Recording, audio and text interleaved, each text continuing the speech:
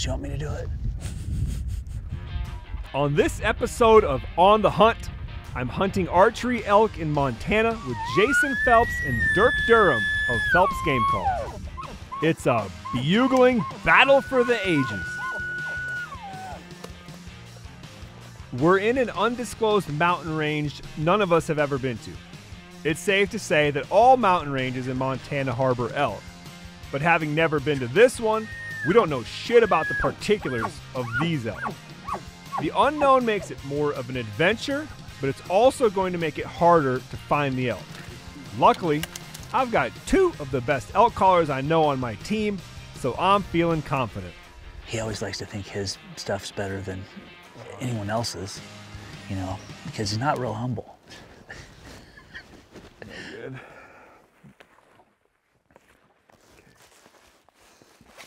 Yanni, do you have a route planned out, or are we just going until we run into the elk sign and go that way?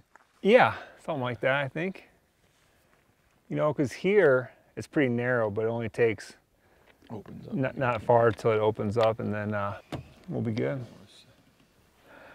Should we shoot a couple? Yeah. Those are colorful strings you got there. Waiting for you to notice. Oh, I noticed. I was going to let you shoot, but I couldn't help myself.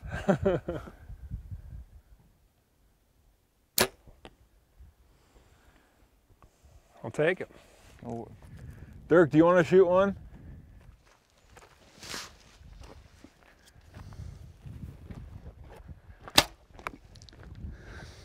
Let's go slow. Mapped out, geared up, and weighed in. We don the real burden of our packs and head for the hills. Dirk hangs back from the get-go, seeming to know something I don't. But as an apprentice to his knowledge, I trust his expertise.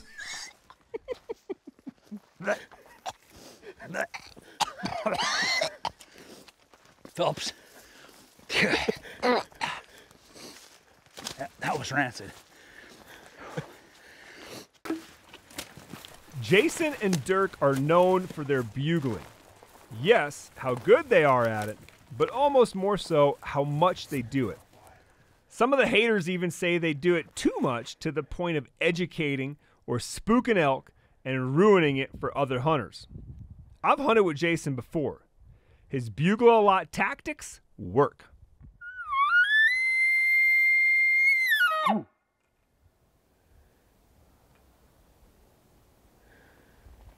just crows. How far in these conditions do you think we could hear one answer? Yeah, certain country, I think in even a mile you could probably hear them if things are right. Cold, low light conditions, sparse timber. Does sound travel better? Oh, because the air's thinner when it's cold. Yeah, yeah. And then at night, you know, when there's no sunlight, you don't have the sun rays knocking it down. That'll knock down sound as well. Really? Yeah. It's basically science. I don't doubt that at all. Well, what got you to think about sun rays knocking down sound? Why did you think about that? I learned it in school, like in 7th grade, science class. Try one more before we go.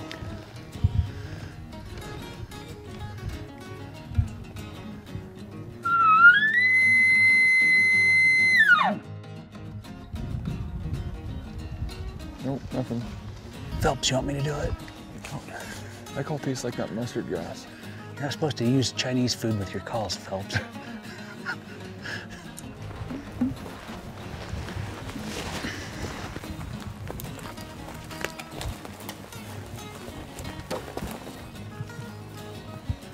We only have, what, 30 minutes probably left of light? Yeah. It's up to you guys, I'm easy. I don't care either. I mean, there's definitely tons of spots to camp right here. As dusk fades to dark, we find ourselves on a ridge that will both provide a flat spot to sleep and a vantage to listen for bugles from in the morning. We're hunting with camp on our backs, sleeping wherever we end up. Efficiency is key. Simple to set up and tear down. Well, at least tear down. I should have read the directions. I've never set this tent up before. First thing I did is throw the directions away. Good job. You didn't learn about that in 7th grade? Science class. You're the caller. Where do you want us, Phelps? How do you want to run this setup? You just sit on my lap, I'll bring him right to you. There's at least 1, maybe 2, 3, a whole herd of bulls bugling down below us. And we're on a ridge, and they're kind of in a drainage that feeds down towards some private. And we've been listening to them for an hour. And now that it's light enough, we're going to make a move and just try to cut them off, I guess. Lead the way. Oh, this is a lot of pressure.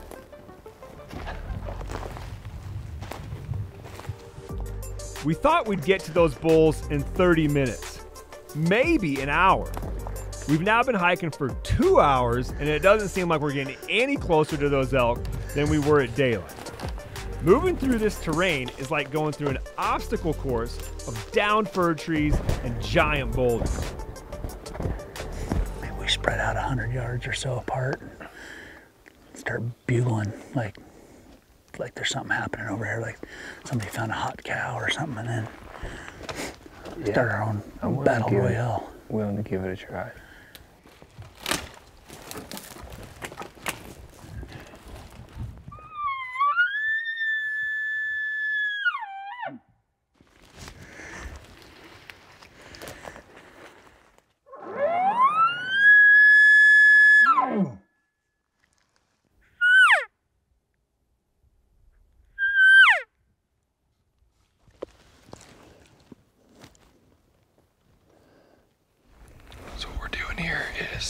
Got 2 guys with bows. Dirk and Janis are both set up about 100 yards from me. Janis went kind of up the ridge in case they come down the ridge. Dirk is down the ridge and kind of turned into the hole a little bit. And being October 2nd, the elk are starting to bunch up again, a little bit bigger herds, not as active in the rut, but we did hear what sounded like 2 or 3 bulls kind of come back in this drainage. They're non-responsive to our calls right now. So we've just spread out, probably 200 yards from tip to tip, and we're just going to sound like, a herd of elk with a couple bulls kind of getting excited up here.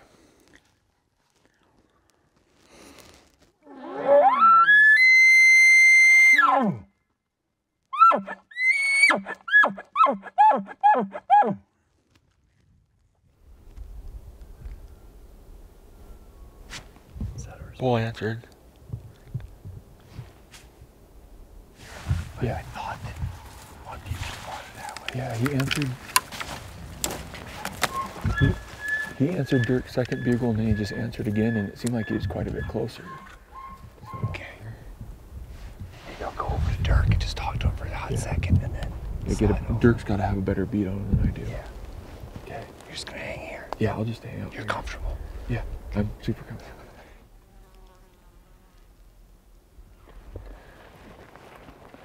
Well, that's better than a sharp stick in the eye. Did you get one answer? Oh, we thought you did over here. Oh, I thought I heard one way off somewhere. Man, because when I was over there, it sounded like he was just on the other side of this hill. Oh, really? Huh. Yeah. See what happens tonight. Maybe these things will kick on, but they didn't really bugle last night, though. While we wait for prime time, Dirk fills me in on his and Jason's relationship. Or anybody'd say, what's a good elk call? They'd be like, oh, you gotta get a Phelps. You gotta get a Phelps call. That was back when he was doing those hand-turned, bite and blow calls. Anyway, then fast forward a few years, he kills that giant bull in Washington. Yeah. That Cascade Roosevelt or whatever he wants to call it. So I was a part owner at Extreme Elk Magazine, and we're like, hey, Phelps, we want that story. So he got us the story for the magazine to publish, and little by little we got to be friends, I guess. All it takes is killing one big bull, huh? Everybody wants to be your buddy. Got famous.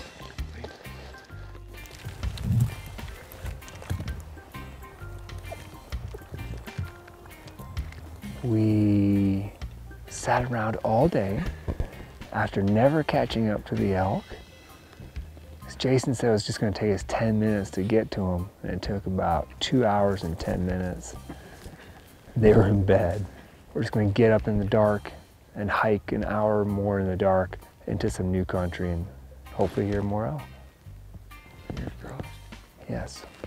And then when we find them, Jason and Dirk are going to put on an Elk Calling clinic. So keep watching because it's going to get good. I know it's kind of slow right now, but it's going to get good.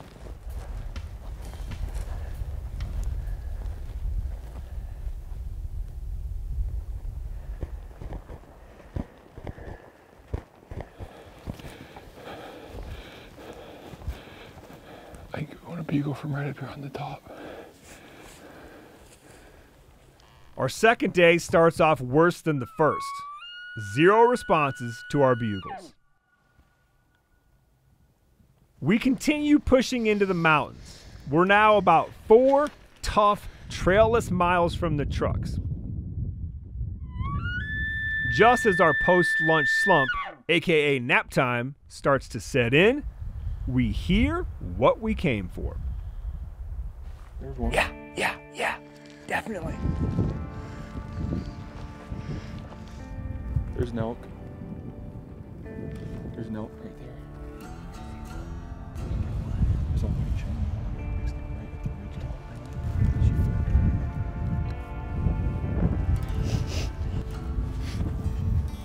Eventually, the herd gets up and disappears to the far side of the ridge. We make moves to start getting closer. I think it was up on this side.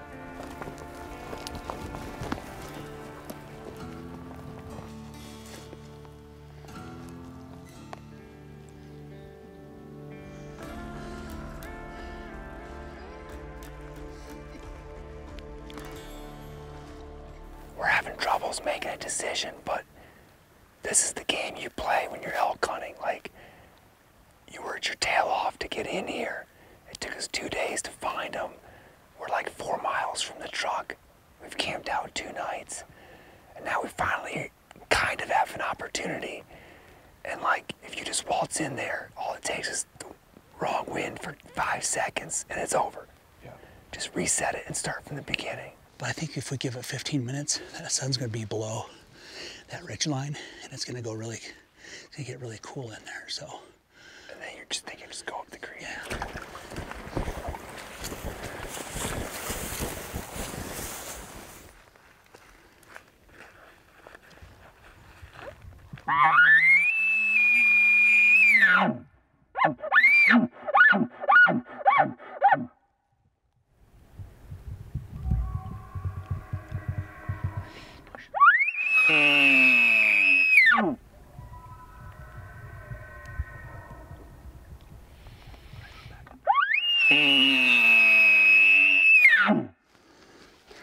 I'm wondering, here's my plan. I'm gonna go up here to the corner and I'm gonna start lip balling like a mow, like crazy. I'd like for you to do the same stuff down here, and then Janis is gonna get kind of set up here to where you can capitalize on whichever one.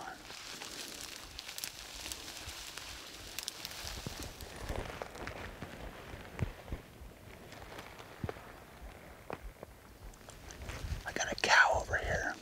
It's got me pinned down. Just waiting for her to look away so I can move.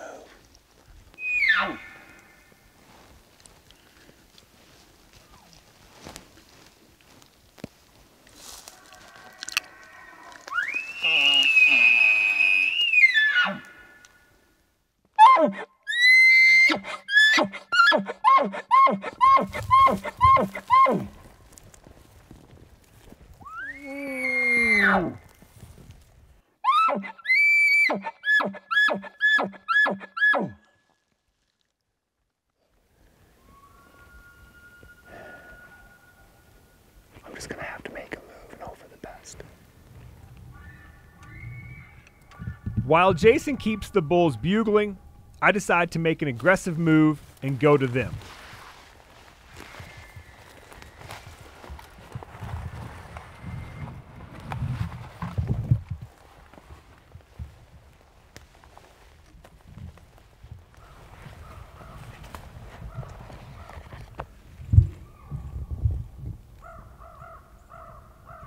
Eventually, I bump the herd, and it's over. The bull up here, just up the draw, he's answering my calf calls. He hasn't got any closer. He will slip back down and join Jason.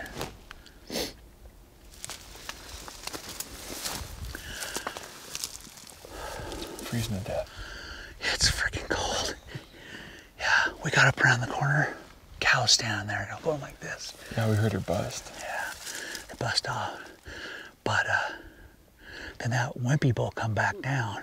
Yeah. And I thought he might come to my calf calls, but no. I hate trying to hunt these elk in these meadows. They just, they see you coming. Yeah, unless you can like get tucked in like the brush and just let them walk by, but then you have to let 17 cows go in front of you. Right. Did you get close to them? 80. I could look at him. Is that the one we watched earlier? I think. Nice 6. The other one honking up there? Yeah, there's definitely 2 up there. Yeah. It seemed like the cows had gone. They definitely went into the creek. Whether they stayed on this hill, I don't know. Gotcha. But they've been living in there.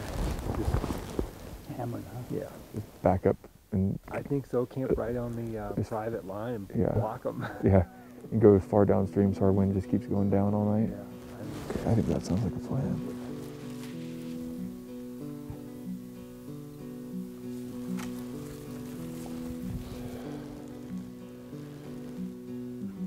The next morning, the ridge, the creek bottom, the next ridge are all dead.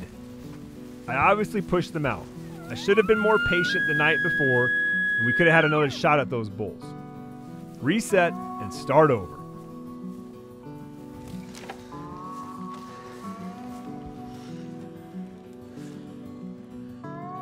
Day 4 is a tough one mentally. We've gotten past the halfway point of our hunt, and opportunities are feeling slim. Early in the evening, we get what could be our first real chance at a bull. Since the calling has not been paying off, I decide to just sneak in for a shot instead.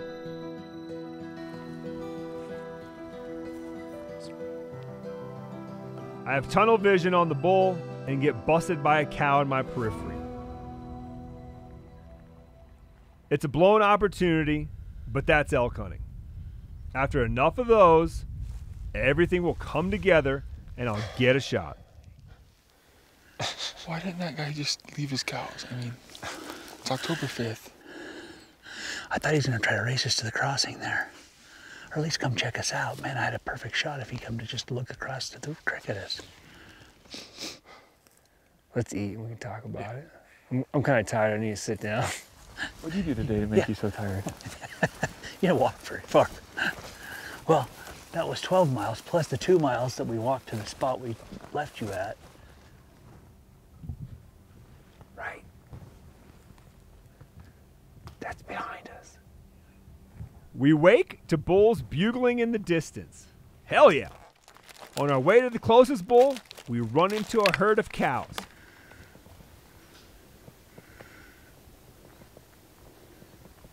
I've got one within range, but I can still hear the bull bugling just over the ridge. 25, 20. I let her pass in hopes that the bull will take the same path as she did. Okay, should we jam up there to see if there's a bull coming?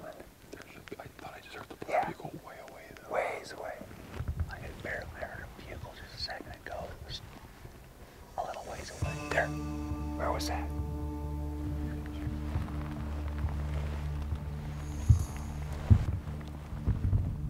He just screamed. We need to split up so we can hear him. Like one of us should be able to shoot that hole, and one of us shoot up here. Yep. At least if we're right here, we can kind of up and down this ridge pretty quick.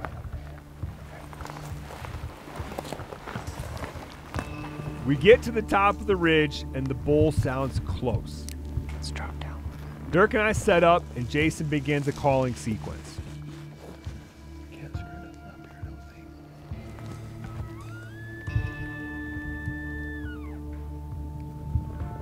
But As with every bull we've worked so far, he bugles at us, yet keeps his distance. My guess is he has cows and has no reason to come challenge the bull that Jason is impersonating. What's our next plan? It's our last day, pretty much. I think he's going back and forth on that ridge, just like maybe checking out. Dirty sucker. You know what though? I was saying it's kind of like hearing like a 100 gobble morning. Like even though you don't get to see him, get to just listen to him screaming, there's some enjoyment.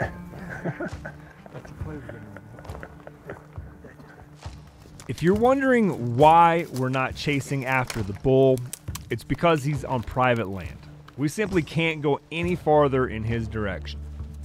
We split up for the evening hunt to increase our odds, but we encounter more of the same. Only distant bugles and nobody fired up.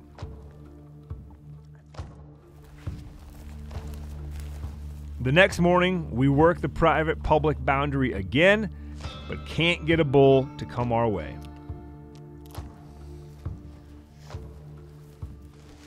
How'd you make him go to bed so fast? Phelps bugled and they shut up. Dang it, Phelps. They were on a beeline out that way. I don't know if this looks like it kind of goes and benches out a couple times down below us. They're either on that bench or... They're not on that state chunk, are they? Maybe. There's one right out here in the middle. That big rally sucker, the one that we heard from daylight, he's over in here somewhere. Come on, let's go at least mess with him for an hour. Yeah, unless we just ride the 10 minutes back and forth and just see if anything, and then if not, 5-10 minutes and we're out though. I'm holding you to it. Okay, Dirk will set his alarm. Jason gives it one more attempt before we start back to the trucks.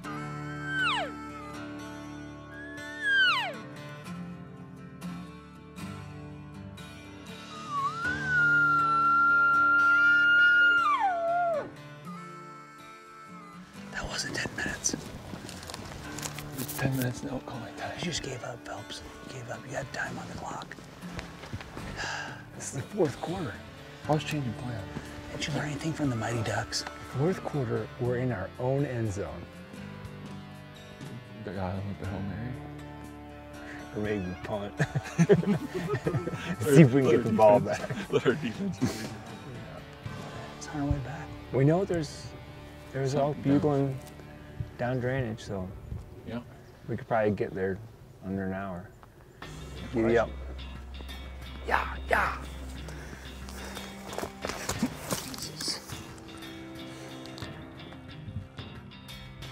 It's probably worth about $200 on the open market. It's a little better shape, probably 500. my reflection on the walk down the creek is that sometimes these elk whip you. But my main reflection coming down the creek is how much I hate this shit.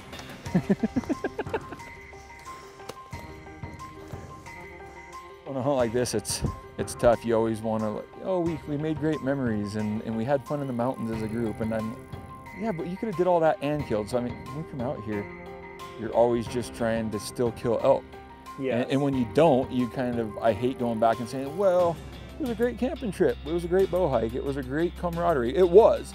But I feel like you should still, I still measure the success of an elk hunt. Like, my goal when I come out here is to kill an elk, not to go on a camping trip and hike your bow around the mountains. No doubt, no doubt, no doubt.